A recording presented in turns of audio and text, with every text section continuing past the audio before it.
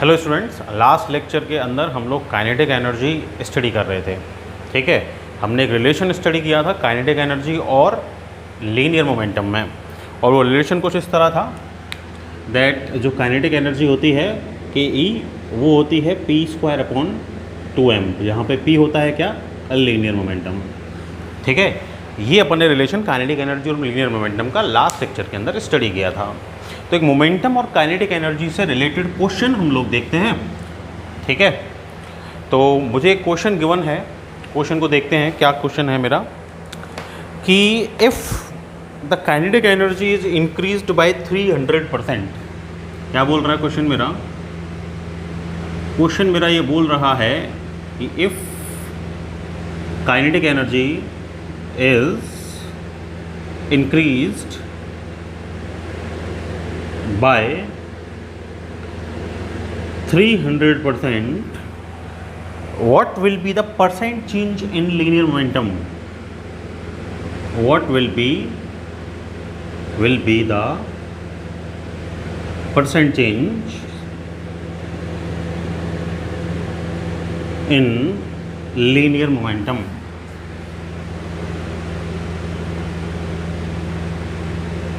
तो मुझे क्या बोल रहा है कि भाई जो काइनेटिक एनर्जी है उसके अंदर चेंज हुआ है कितना, 300% चेंज हुआ है, और मुझे जो चेंज फाइंड करना है वो किसके अंदर फाइंड करना है, वो लीनियर मोमेंटम के अंदर चेंज फाइंड करना है।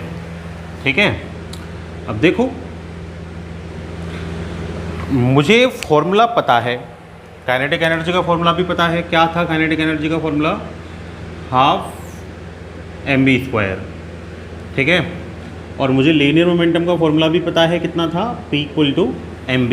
ये फॉर्मूलाज थे। ठीक है, अब मुझे क्या बोल रहा है कि काइनेटिक एनर्जी को कितना इंक्रीज किया, 300%। मींस अगर मैं इनिशियल काइनेटिक एनर्जी ठीक है को K से डिनोट करूं, K कितना है, 12 mv²। ठीक है, तो 300% चेंज किया है। दैट मीन्स अब एक अपनी जो काइनेटिक एनर्जी है वो कितनी हो जाएगी, वो K तो थी ही, K में 300% ऑफ K का 300% मीन्स 3 टाइम्स ऑफ K, कितना हो गया, 3K। उतना चेंज किया, मतलब उतना, और उसके अंदर अपन ने इंक्रीज कर दिया, तो अब टोटल कितनी हो जाएगी, 4K। ये हो जाएगी 4K। मीन्स अभी उसको अगर मैं K' से डिनोट कर दूँ, KE that is denoted as K' after change, तो K' कितनी हो गई है, 4K। K इज 12 mv² हो गई है K'। तो देखो मास के अंदर तो कोई चेंज होगा नहीं, तो मास तो वही रहेगा। चेंज किसके अंदर होगा, काइनेटिक एनर्जी अगर चेंज हुई है तो किसके अंदर चेंज होगा, वेलोसिटी के अंदर। तो लेट अगर वेलोसिटी v' हो गई है तो K' का फॉर्मूला 12 mv² होगा, दैट इज इक्वल टू कितना हो गया है, 4 ऑफ 12 mv²। ये हो गया है। ठीक है, अब अगर ये हो गया है तो इसको मैं कैंसिल आउट कर सकता हूँ। देन v' कितना हो गया है, 2v, दोनों साइड मैंने अंडर रूट ले लिया। दैट मीन्स जो अब वेलोसिटी है, कब, जब अपन ने काइनेटिक एनर्जी को 300% इंक्रीज कर दिया तो वेलोसिटी कितनी हो गई है, अब वो पहले के कंपैरिजन में ट्वाइस हो गई है। ठीक है, अब इनिशियल मोमेंटम मैंने कितना लेट किया है, वो इनिशियल मोमेंटम मैंने लेट किया है, इनिशियल मोमेंटम P=mv। अब ये भी लेट किया, फॉर्मूला है सिंपल। आफ्टर चेंज P' कितना हो जाएगा, mv' हो जाएगा। अब P'=mv' कितना है, 2v है, तो 2v दैट मीन्स अभी मोमेंटम कितना हो जाएगा, P'=2mv हो जाएगा। सिंपल सी बात है। मुझसे क्या बोल रहा है कि भाई लीनियर मोमेंटम के अंदर क्या बताना है, परसेंट चेंज। तो चेंज इन मोमेंटम कितना हो जाएगा, change in momentum will be by P' minus P। Percent निकालना है तो P × 100 कंपेयर कर देंगे इनिशियल से। तो percent of delta P, percent change in momentum, तो परसेंट ऑफ डेल्टा P क्या हो गया, 2 mv, P is mv upon mv × 100। Solve कर सकते हैं इसको अपन। So percent change in delta P क्या हो जाएगा, MB अपॉन MB इंटू 100, ये हो जाएगा। ठीक है भाई, 2 MB और इनिशियल कितना था, MB था, तो अभी कितना हो जाएगा ये percent change, 100% change will be 100%, 100% change आएगा। इसका मतलब जितना है उसमें उतना ही और ऐड हो जाएगा। दैट मीन्स जो P डैश है वो P के साथ उसमें कितना ऐड हो गया, P, that means P dash will be 2P। That means जो मोमेंटम है वो कितना हो जाएगा, अब वो पहले के कंपैरिजन में ट्वाइस हो जाएगा। दैट मीन्स मेरे से तो ओनली परसेंट चेंज पूछा है, तो the percent change in momentum will be 100%।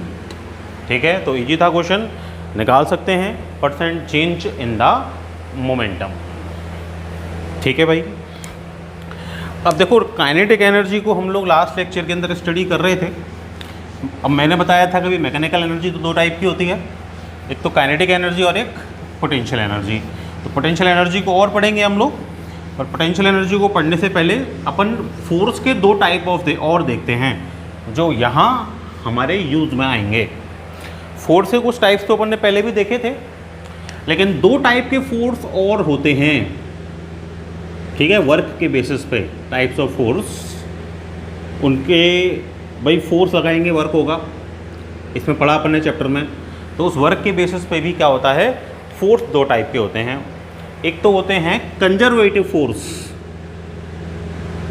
तो होते हैं कंजर्वेटिव फोर्स, और एक होते हैं अपने non conservative force, non conservative force. ठीक है, अब डिफरेंस क्या है दोनों में वो अपन देखेंगे। कंजर्वेटिव फोर्स क्या होता है और नॉन कंजर्वेटिव फोर्स क्या होता है। ठीक है, देखो अपन फोर्स अप्लाई करते हैं किसी भी ऑब्जेक्ट पे। लाइट ये ब्लॉक है, इस ब्लॉक पे अपन ने फोर्स अप्लाई किया, F, इसने डिस्प्लेसमेंट ले लिया कोई भी S, तो F इंटू एस क्या होता है, वर्क होता है। मतलब फोर्स अप्लाई करने से वर्क होता है। ठीक है, तो इसी वर्क के बेसिस पे कंजर्वेटिव और नॉन कंजर्वेटिव फोर्स की डेफिनेशन दी गई है। अब मान लो कोई ऑब्जेक्ट है मेरे पास, ठीक है, एक ऑब्जेक्ट है, इस पॉइंट पे रखा हुआ है, पॉइंट ए पे, उसको पॉइंट बी पे जाना है। ठीक है, अब पॉइंट ए से पॉइंट बी पर अपन लेके आए, लेट इस पाथ से लाए, या फिर नेक्स्ट टाइम उसको इस पाथ से लेके आए। भाई अपन को क्या करना है, डिस्प्लेस करना है यहाँ से यहाँ तक। तो या तो इधर इस पाथ से होके ला सकते हो उस ऑब्जेक्ट को, अपन एक ऑब्जेक्ट जो ए पे रखा हुआ था उसको बी पे लाना है मुझे, या फिर इस पाथ से ला सकते हैं, या फिर ये स्ट्रेट पाथ से इससे ला सकते हैं। ठीक है, किसी भी पाथ से होके ला सकते हैं। अब अपन ने फोर्स लगाया, ठीक है, और फोर्स लगा के अपन उसको ए से बी पे लाए हैं। डिफरेंट पाथ 1, 2, 3 से लेके आए हैं। यहाँ W1 वर्क किया है, यहाँ W2 वर्क किया है, यहाँ W3 वर्क किया है। ठीक है, तो फोर्स लगा के जब ये वर्क किया, तो अगर ये वर्क डन सेम आता है, मतलब आप किसी भी पाथ के थ्रू डिस्प्लेस करो अपने ऑब्जेक्ट को, मतलब किसी भी पाथ के थ्रू आप लेके जाओ अपने ऑब्जेक्ट को, तो उसका वर्क डन अगर इंडिपेंडेंट है किससे, पाथ से, वो पाथ पे डिपेंड नहीं करता। That is independent of path, independent of path. तो उस फोर्स को अपन बोलते हैं कंजर्वेटिव फोर्स। दैट मीन्स जिस फोर्स के लिए वर्क डन अपने पाथ पर डिपेंड नहीं करता, उस फोर्स को अपन कंजर्वेटिव फोर्स बोलते हैं। फिर किस पे डिपेंड करेगा, फिर डिपेंड करेगा ओनली इनिशियल पोजीशन और फाइनल पोजीशन पे। मीन्स ओनली जो मैटर करती है ना चीज़, वो क्या मैटर करती है, डिस्प्लेसमेंट क्या है। भाई अपन फोर्स इंटू डिस्प्लेसमेंट यही तो बोलते हैं, वर्क डन इक्वल टू। तो यहाँ अपन को कौन मैटर करेगा, ओनली कंजर्वेटिव फोर्स के अंदर ओनली डिस्प्लेसमेंट मैटर करेगा। ठीक है, मतलब इनिशियल पोजीशन और फाइनल पोजीशन के बीच में डायरेक्ट डिस्प्लेसमेंट क्या है, उस पर ही अपना वर्क डन डिपेंड करेगा, किसी भी पाथ पर डिपेंड नहीं करेगा। ये 3 पाथ से लेके गया था, मैं ऐसे भी लेके जाऊँ ना इसको, ये 4th पाथ से यहाँ W4 वर्क करते हुए, तो भी वर्क डन कैसा होगा, सेम होगा। तो अगर किसी भी फोर्स का वर्क डन उसके पाथ पर डिपेंड नहीं करता, ओनली इनिशियल पोजीशन और फाइनल पोजीशन पर डिपेंड करता है, तो उस फोर्स को अपन बोलते हैं कंजर्वेटिव फोर्स। ठीक है, एग्जाम्पल क्या क्या है इसके? इसका एग्जाम्पल है ग्रेविटेशन फोर्स, ठीक है, और इलेक्ट्रोस्टैटिक फोर्स। इलेक्ट्रोस्टैटिक फोर्स अपन 12th क्लास में पढ़ेंगे वैसे तो, लेकिन अपन ने Q1 Q2 अपन R² फर्स्ट चैप्टर के अंदर भी पढ़ा है।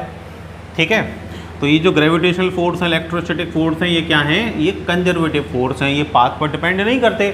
मतलब ये मार्कर है मेरे पास, मान लो, ठीक है, इस पर ग्रेविटेशन फोर्स लग रहा है, तो ग्रेविटेशन फोर्स लग रहा है, इस फोर्स की फील्ड में मैं क्या कर रहा हूँ कि इस मार्कर को डिस्प्लेस करवा रहा हूँ, तो इस पर जो वर्क डन होगा ना, वो वर्क डन जो होगा वो पाथ पर डिपेंड नहीं करेगा, वो ओनली किस पर डिपेंड करेगा? डिस्प्लेसमेंट पर डिपेंड करेगा। मान लो इसको यहाँ से और यहाँ जाना है, ऊपर से नीचे जाना है, तो ऊपर से नीचे जाना है तो या तो ये सीधा ऐसे चला जाए, ठीक है, या फिर मैं इसको ऐसे करके ऐसे जिगजैग पोजीशन में ले आऊँ, इसको यहाँ से और यहाँ वापस यहाँ लेके आऊँ, तो मैं एक पॉइंट से दूसरे पॉइंट, मतलब दोनों पॉइंट फिक्स है, इनिशियल पॉइंट फाइनल पॉइंट, तो फिक्स इनिशियल पॉइंट्स और फिक्स फाइनल पॉइंट के बीच में इसको क्या करवा रहा हूँ?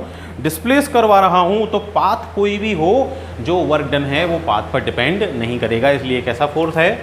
कंजर्वेटिव फोर्स है। अच्छा, ये जो फोर्स है ना, ग्रेविटेशनल फोर्स और इलेक्ट्रोस्टैटिक फोर्स, ये एक टाइप के फोर्स और हैं, इनको अपन सेंट्रल फोर्स भी बोलते हैं। क्या बोलते हैं? सेंट्रल फोर्स बोलते हैं। सेंट्रल फोर्स क्यों बोलते हैं? क्योंकि इनकी जो लाइन ऑफ एक्शन है, लाइन ऑफ एक्शन मतलब भाई जिस लाइन पे वर्क एक्ट कर रहा है वो लाइन ऑफ एक्शन, ठीक है।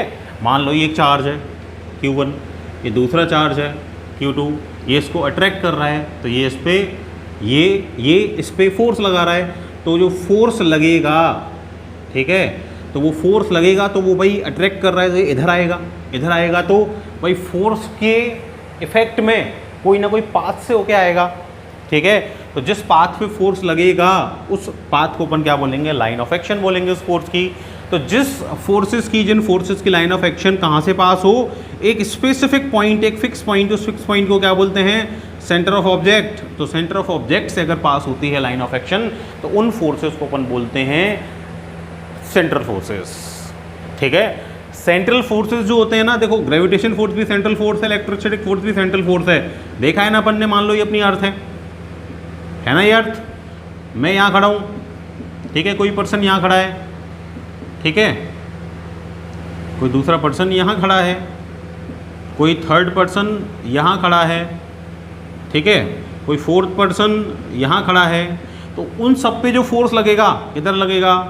टुवर्ड्स सेंटर लगेगा। तो ग्रेविटेशन फोर्स कैसा फोर्स है? सेंट्रल फोर्स है। भाई मैं यहाँ खड़ा हूँ तो मेरे पे भी फोर्स इधर लग रहा है, सेंटर की साइड लग रहा है। कोई जो अर्थ के जस्ट मेरे अपोजिट नीचे खड़ा होगा तो उस पर भी फोर्स किधर लग रहा होगा? सेंटर की तरफ ही लग रहा होगा। तो ग्रेविटेशन फोर्स कैसा फोर्स है? सेंट्रल फोर्स है, ठीक है। अभी जो सेंट्रल फोर्स होते हैं ना, कौन से?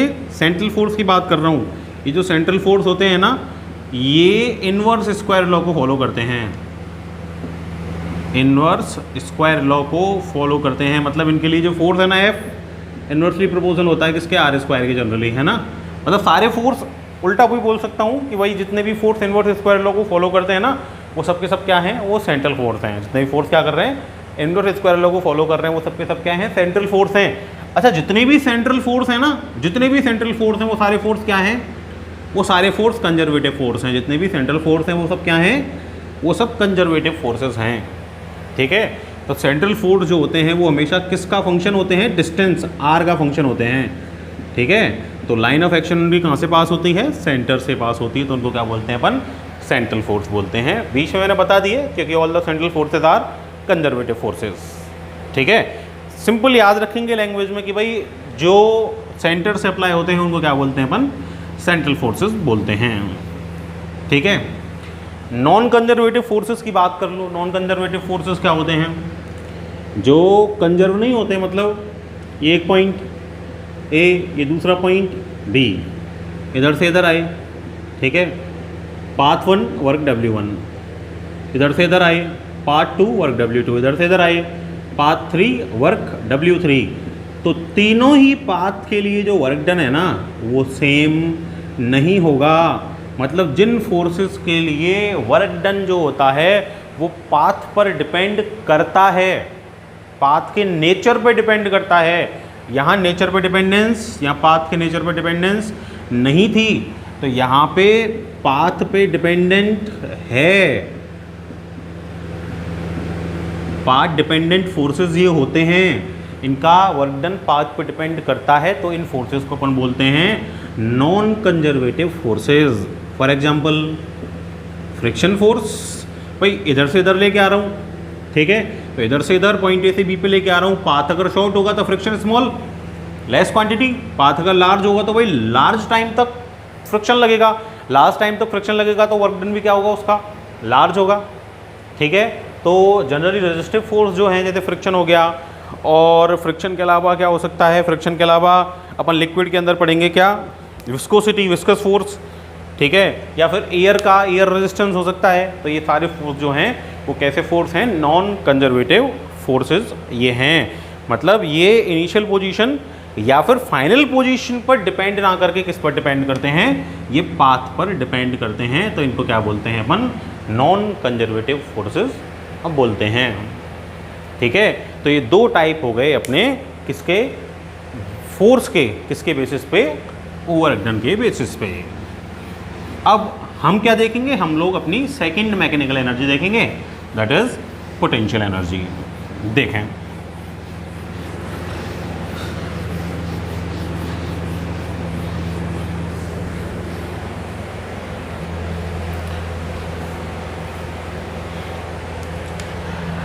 सो सेकंड मैकेनिकल एनर्जी अपन अपनी देखें, दैट इज पोटेंशियल एनर्जी। तो भाई क्या होती है पोटेंशियल एनर्जी? पोटेंशियल एनर्जी दो चीज़ों से अपन बोल सकते हैं। एक तो अगर पोजीशन मेंटेन हो रही है, अच्छा एक चीज़ और है, पोटेंशियल एनर्जी जो होती है ना वो कंजर्वेटिव फोर्स फील्ड के अंदर होती है, ये याद रखना, ठीक है। जहाँ कंजर्वेटिव फोर्स होगा वहाँ पे पोटेंशियल एनर्जी अपनी होगी, ठीक है। तो एक तो पोजीशन या कॉन्फ़िगरेशन, ये दो चीज़ों को मेंटेन करने पर जो एनर्जी स्टोर होती है उसको अपन बोलते हैं पोटेंशियल एनर्जी, ठीक है। पोजीशन मेंटेन करना या कॉन्फ़िगरेशन मेंटेन करना, जैसे कि भाई कोई ऑब्जेक्ट है, ठीक है, मान लो कोई क्रिस्टल लैटिस है, तो उसके अंदर क्या हो रहा है कि डिफरेंट जो एटम्स हैं वो अपनी पोजीशन को क्या कर रहे हैं, मेंटेन कर रहे हैं एक फिक्स जगह पे, ठीक है।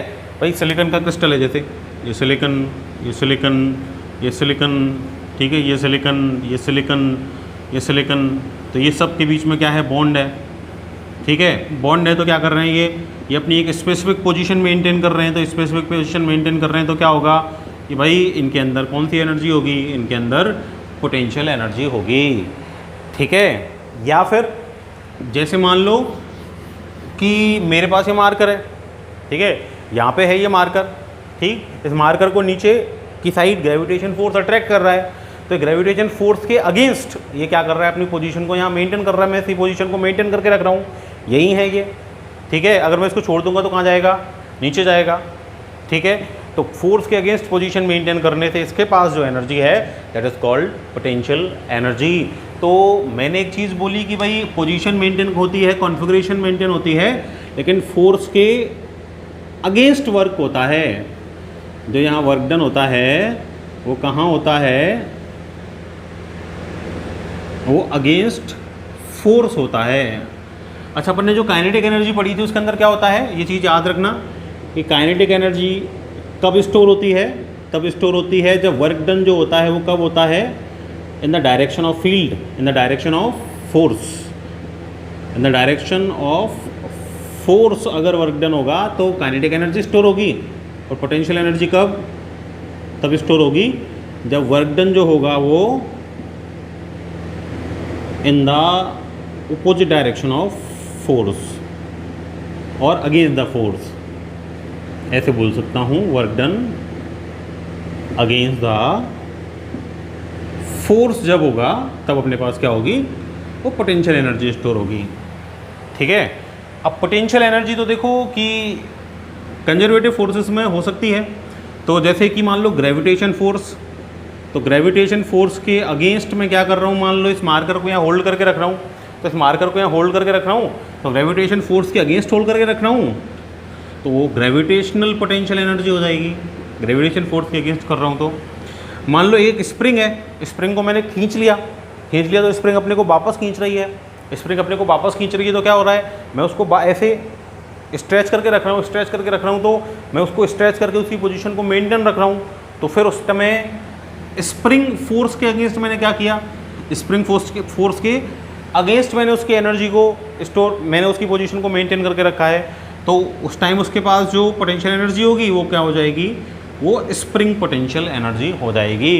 तो इस तरह फोर्स की फील्ड के अगेंस्ट वर्क डन करने से जो एनर्जी स्टोर होती है वो क्या होती है, पोटेंशियल एनर्जी होती है। तो पोजीशन या कन्फिग्रेशन अगर आप मेंटेन करके रख रहे हैं फोर्स की फील्ड के अगेंस्ट, तो उससे जो एनर्जी यहाँ पे आएगी that is called potential energy.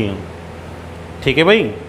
तो ये जो पोटेंशियल एनर्जी है ये कहाँ होती है, ये फोर्स की फील्ड के अगेंस्ट होती है, इसलिए पोटेंशियल एनर्जी यू से अगर मैं डिनोट करूँ तो वो होती है माइनस का एफ डॉट डी एक्स। ठीक है। और काइनेटिक एनर्जी वो फोर्स की फील्ड में होती थी, तो उसका तो energy kinetic energy half m b square direct formula था ही, लेकिन अपन उसको एफ डॉट डी एक्स से भी निकाल सकते हैं, because energy is equal to work done. ठीक है। तो work done in the direction of force, work done in the direction of force, positive work, तो वो काइनेटिक एनर्जी के इक्वल होगा। Work done against the force, negative work done, that is equal to potential energy. ठीक है। तो इसका मतलब ये हो गया कि भाई मान लो रिपल्शन हो रहा है, रिपल्शन हो रहा है, तो रिपल्शन के केस में जो पोटेंशियल एनर्जी है वो कैसी होगी, वो पॉजिटिव होगी। भाई ये एनर्जी तो आती तब है कब, जब अगेंस्ट हो काम।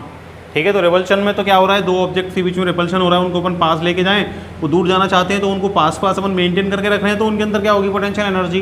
तो रिपल्शन जब होगा तो पोटेंशियल एनर्जी पॉजिटिव होगी, लेकिन अगर अट्रैक्शन होता है तो अट्रैक्शन के केस में जो पोटेंशियल एनर्जी है वो कैसी होती है, वो नेगेटिव होती है।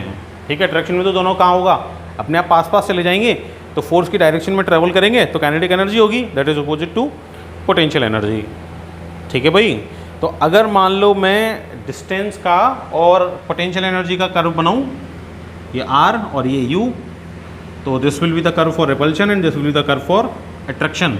भाई जैसे जैसे डिस्टेंस, अगर मान लो डिस्टेंस कम है, रिपल्शन ग्रेटर होगा, तो रिपल्शन ग्रेटर होगा तो पोटेंशियल एनर्जी भी ग्रेटर होगी। जैसे जैसे डिस्टेंस रिड्यूस होगा, डिस्टेंस रिड्यूस होने से क्या होगा, कंजर्वेटिव फोर्सेस के लिए लग रहा है ना, तो डिस्टेंस अगर r रिड्यूस होगा, सॉरी r अगर इंक्रीज होगा तो फोर्स क्या होगा, रिड्यूस होगा। तो फोर्स रिड्यूस हो रहा है, तो फोर्स रिड्यूस हो रहा है रिपल्शन, तो अपनी पोटेंशियल एनर्जी वो भी क्या हो रही है, रिड्यूस हो रही है। ठीक है भाई। तो दिस इज़ फॉर रिपल्शन और दिस इज़ फॉर अट्रैक्शन। ठीक है। ये नेगेटिव जोन है और ये अपना पॉजिटिव जोन है। ठीक। तो अपनी जो पोटेंशियल एनर्जी होती है वो अपन को समझ में आया, वो अगर अपन फोर्स के अगेंस्ट वर्क कर रहे हैं तो उससे स्टोर होगी। ठीक है भाई। अब ये जो पोटेंशियल एनर्जी है ये तो काफ़ी टाइप की हो सकती है। ठीक है। स्प्रिंग के लिए है तो स्प्रिंग पोटेंशियल एनर्जी होगी, अगर ग्रेविटेशन के अगेंस्ट है तो ग्रेविटेशनल पोटेंशियल एनर्जी होगी। ठीक है। होती किसके इक्वल है, वर्क डन के इक्वल है। फॉर एग्जांपल मान लो मैं स्प्रिंग पोटेंशियल एनर्जी की बात करूं, किसकी बात कर रहा हूं, स्प्रिंग की बात कर रहा हूं, तो स्प्रिंग में किसकी बात करूंगा, स्प्रिंग पोटेंशियल एनर्जी की बात करूंगा। तो मान लो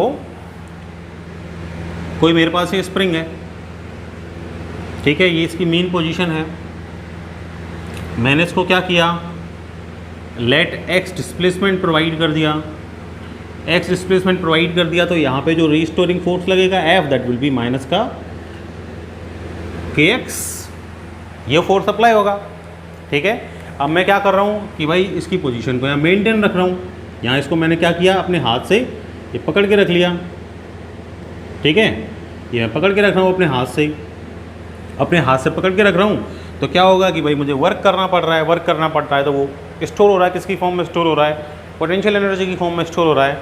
तो पोटेंशियल एनर्जी क्या कितनी होगी, P E equal to minus का एफ डॉट डी एक्स, ये होगी 0 टू एक्स में इसको लेके आया हूँ, पी ई इक्वल टू क्या हो जाएगा, माइनस का 0 two x minus k x dot d x minus minus plus हो जाएगा। तो पोटेंशियल एनर्जी क्या हो जाएगी? Potential energy will be k x dot d x 0 two x। तो potential energy will be what? K this is x square upon 2 0 two x। तो potential energy will be what? Half k x square. ये होती है किसी भी spring की potential energy which is called spring potential energy. ठीक है, कितनी हो गई spring potential energy? PE equal to half k x square. ठीक है भाई। इसी तरह मान लो मैं अगर ग्रेविटेशनल पोटेंशियल एनर्जी की बात कर रहा हूँ, तो मान लो ये अपनी अर्थ है, ठीक है, इसके ये एक ऑब्जेक्ट है, इस ऑब्जेक्ट का m मास है, इसको मैंने h हाइट पे मेंटेन कर रखा है, यहाँ पकड़ के रखा है। तो ये ग्रेविटेशनल फोर्स तो नीचे लग रहा है, ठीक है, कितना लग रहा है? mg। ठीक है, कितने हाइट पे है, डिस्प्लेसमेंट कितना है? h है। ठीक, तो इसके पास जो एनर्जी होगी that is gravitational potential energy. क्यों? ग्रेविटेशन फोर्स के अगेंस्ट में इसको होल्ड करके रख रहा हूँ। कितनी हो जाएगी? Force into displacement. तो energy U will be mg, तो फोर्स हो जाएगा, h इसकी हाइट हो गई। तो कितना हो जाएगा मेरे पास potential energy? Gravitational potential energy होती है U equal to mgh। 9th class में भी अपन ने इसको पढ़ा है। ठीक है, तो इस तरह मैंने ये सीखा कि भाई काइनेटिक एनर्जी और पोटेंशियल एनर्जी दो मैकेनिकल एनर्जी के टाइप हैं। ठीक है, अभी जो मैकेनिकल एनर्जी के टाइप्स हैं इनमें काइनेटिक एनर्जी तो तब स्टोर होती है जब वर्क डन होता है इन the direction of force. Potential energy तब स्टोर होती है जब वर्क डन होता है against the force. Kinetic energy potential energy मिलके दोनों मैकेनिकल एनर्जी बनाते हैं। और टोटल मैकेनिकल एनर्जी, जैसे हमको पता है एनर्जी तो हमेशा क्या होती है? कंजर्व होती है। तो लॉ ऑफ कंजर्वेशन यहाँ भी अप्लाई होता है। तो लॉ ऑफ कंजर्वेशन अगर यहाँ भी अप्लाई होगा, इसका मतलब मैकेनिकल एनर्जी भी क्या होती है? टोटल कंजर्व होती है। किसी भी ऑब्जेक्ट की टोटल काइनेटिक एनर्जी और टोटल पोटेंशियल एनर्जी का जो सम है वो हमेशा कैसा होता है? कांस्टेंट होता है। इसको अपन बोलते हैं law of conservation of mechanical energy. तो law of conservation of mechanical energy different cases के लिए कैसे अप्लाई होता है वो अपन नेक्स्ट लेक्चर के अंदर देखेंगे। That's all for today. Thank you.